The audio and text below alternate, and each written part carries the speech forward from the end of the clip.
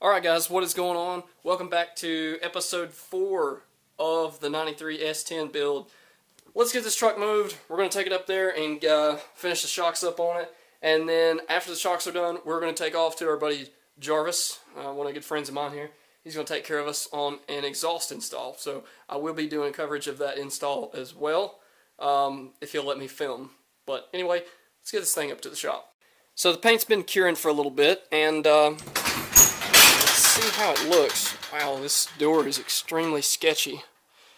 Anyway, so let's give this thing a crank. So I do want you guys to hear the fact, the kind of the before and after on this exhaust. So I'm going to sit you guys down here and let you get a listen to this thing.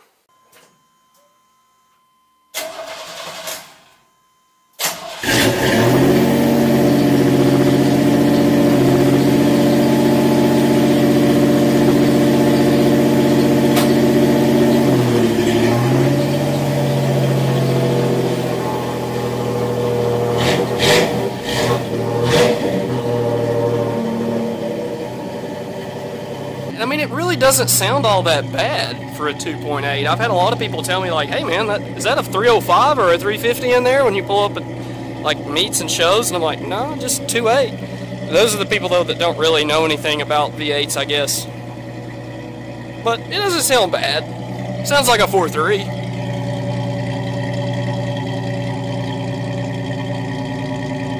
Anyways, let's get to the shop.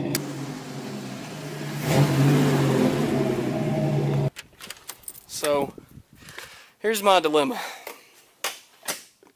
Right now, there is so much stuff in here that I literally don't think I can even work out of here. Now, I am doing a build series on this thing. If you guys go check out my channel, and you'll click under the playlist under the 95 OBS Silverado. Of course, that's kind of my latest video on our little project for this truck. I've got another one that I'm working on right now. I will be releasing that probably tonight or tomorrow. Okay, now we're on to the moving the 67.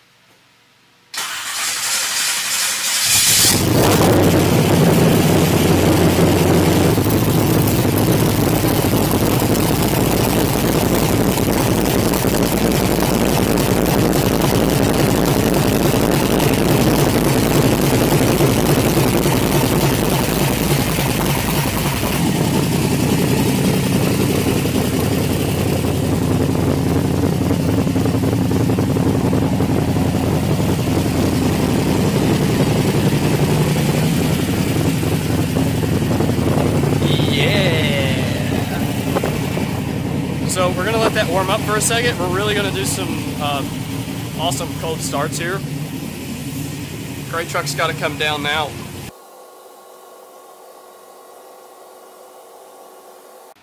Alright, now it's the muscle truck's turn to come out.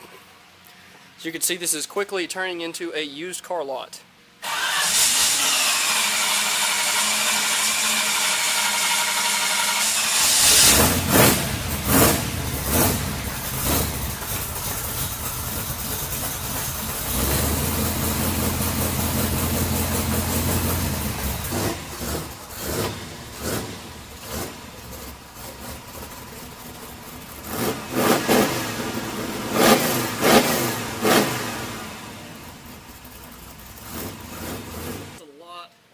Around. Anyway, I did want to kind of show you guys everything that we have here at the house, and kind of, all the little builds. You got the 67, you got the ZR2 Overland build, you got the muscle truck, that's a fan favorite classic to the channel, and then you've got the newest edition over here, which we're going to work on today. So anyway, welcome to the channel, and subscribe, because I have so much stuff going on that I can't even keep track of it. So yeah.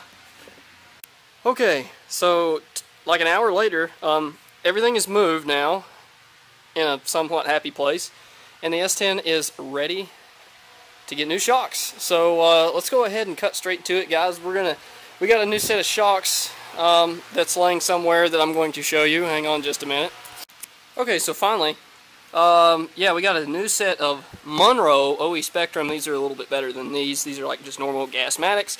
These are like a reflex, kind of like a heavy-duty truck shock. Alright y'all, I wanted to show you what the exhaust looks like now and why we're going to change it. So everything appears all fine and dandy, you know, got the nice little O2 here. This part of the pipe is okay. I'm going to try to do something about where this is touching. It's not a big deal. But right here is where the problem starts. Look at the amount of rust on that. It's about to go. It's already developed all kinds of holes, and it, of course on camera may not look as bad as it is in person due to the lighting, but it's almost rusted completely out. These two pops are getting ready to just fall. I mean, it's really bad. So yeah, we got to take care of that. And then here's the other issue, is that it's been clanging into the rear end here pretty hard. You can see the indentions in the pop where if it compresses too much you get the clang, and that's where that comes from. The other issue is right here where it's trying to destroy the roll pan. So we're going to do away with that and eliminate that problem, and the roll pan's obviously going to get repainted because he didn't catch that part. He's going to take care of that on us. So, but the truck's so low you honestly don't even notice it unless you're under it. We're going to change these old guys out here. I've got new ones over there like I said. Alright guys, we're at the back, we're changing some stuff out, and I wanted to show you guys kind of what I run into. I try to film as much of this as I can, but I have to wipe my hands off before I can touch this white camera because it gets absolutely filthy working on these cars, so I don't usually film everything I do. But I did want to share this with you because it got a little bit carried away. So basically what happened here was I drilled a hole here and cut this off because this guy right here decided to break on this side. This one was kind of tough to come off, and I was luckily able to kind of like ease it off and it come out. Used some liquid wrench on it, wasn't too bad. All this is from driving in the bad weather, so if you have an S10, wash the thing underneath. You won't have this problem. But anyway, so what happened here was that thing broke off, and it, you know, here's what's the remains of that piece. I'll show you the remains of what broke off in it. So this was here, and you could see part of the sleeve for the shock welded itself to it, and it had no chance at all of coming off. None. I wasn't even going to try. So I just got my bandsaw out, cut it off, made me a hole. I need to clean it up a little bit, but I'm going to essentially create my own shock bolt in a roundabout way. So what I'm going to do is run this through here in its place, and then you'll just have to hold this back side against the little perch for your leaf spring, and it's good to go. Now I know you can replace these guys, so I had no fear as to drilling into this because LMC Truck sells these, or you could probably find them from anywhere, literally eBay. These little pads here are pretty inexpensive, so. But for what we're doing today, I was like, you know what, I'm just going to drill a hole and put a bolt through it, because that's basically what GM did here, if you have any trouble with this. But here's what GM did. They put a bolt through it, and they said, okay, just weld it. And that's what they did. They welded it. So, and then from the back, you might be able to remove this by like using a punch and knocking it out. And I probably went a little bit roundabout way of doing it, but here's the thing. I figured if the bolt was that bad, then that has got to be very brutal to knock out. Plus, I'd have to take the wheel off, pull the truck off the lift, get it on the floor, because you can't use a jack, you know, on a lift at the same. It gets kind of weird. I was like, nope, nope. So I just cut this guy off, run me a bolt through it, call it a day. But I wanted to share this because if anybody else has any trouble with getting these lower bolts off and you twist one of these things out because you're using an impact like me and you're impatient, you know, if I didn't have the impact on there, obviously I probably could have gotten that off without killing it, but it would have took like 8 years. I could push that with my hand very easily, and it slowly comes back out. If you can push on the shock like super easy like that and it compresses, they're shot. But yeah, anyway, I got to get back at it. I'm covered in crap, but we're getting there. In the front, honestly, I don't think it's going to be as bad as the rear. Just because I don't think I'm going to have to drill anything on the front. Hopefully I won't have to drill anything on the front. Alright guys, got the rear shocks done. Like I said, that broke. So I made my own little deal. And it works just fine. Just drill you a hole with a 1/2-inch drill bit. Run a bolt through it and call it a day. And yeah, I mean, it's doing the same thing this is doing. It's just not welded to it. I'm not worried about it. Definitely a big improvement underneath is the stiffness of the shock. You know, you go pressing on it, you can tell a huge difference in these shocks and the shocks I just threw in the garbage. The yellow is, it's okay. I think I can live with it. If the truck's so low, you can't really see them. But yeah, we got the rear done, so we're going to let this thing down, jump over to the front, and start installing these heavy-duty shocks in the place of the little guys that we originally had. So I may take a little lunch here and get back to it, but I think it's going to turn out pretty good. The ride quality should really be a lot better when we get these new shocks on. So anyway, let's go get some lunch and come back and finish this one up. Alright guys, so got everything changed down on the back. I decided to hold off on these front shocks. Reason being, I crawled underneath the truck and got to looking, and I actually replaced these shocks about 4 or 5 years ago. It hasn't been that long. It's they're not really all the way wore out yet, so I'm going to get a little more life out of them. But I am going to keep those fronts for when we do V8 swap it. That way we can put brand new shocks onto the front when we V8 it to, you know, kind of adjust for that extra bit of weight. You know, like I said, these are a little bit of higher grade shock.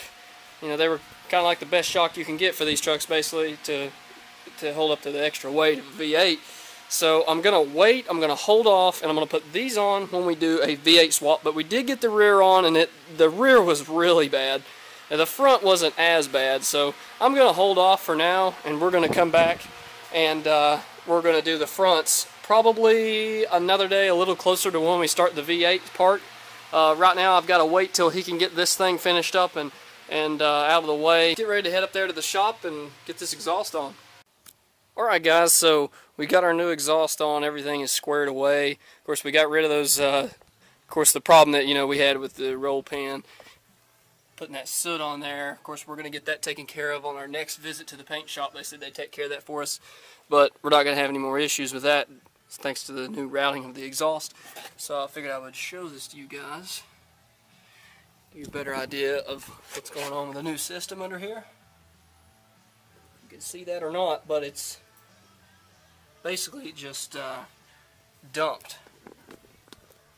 Right there, it's basically just dumped underneath the truck, and it has a Super 10, like a Flowmaster knockoff. It's called a Wicked Flow. It's kind of a knockoff of a Flowmaster, and it sounds okay. It's not too bad. I'm going to start it up for you and let you guys hear a little cold start action and see what you think, and we can kind of get a comparison between where it is now and where it was with the duals on it.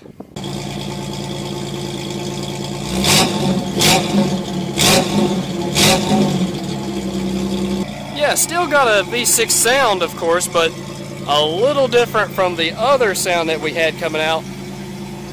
And I really like it. It's dumped now, and it's really clean. You know, I didn't want anything showing. I thought about doing side exhaust, and you know, the issues that I had with the side exhaust before was the soot getting on everything, so I said, let's just eliminate it. So, pretty happy with it, I gotta say. But anyways, guys, just wanted to kind of give you a cold start and an update on where we were at. We're coming to the end of this build as far as just the general outside appearance of the truck. And, you know, our next step obviously is going to be looking at an LS. So, you know, episode 5 is going to be a good one. So make sure and subscribe, you know, follow me on all social media, and keep up with the build. This thing is going to be awesome. But guys, thank you for watching. And of course, if this is your first time tuning in, be sure and subscribe. Like I said earlier, I've got so much stuff coming up. We got a rooftop tent going on this truck next. So anyways, thanks for watching. I'm out.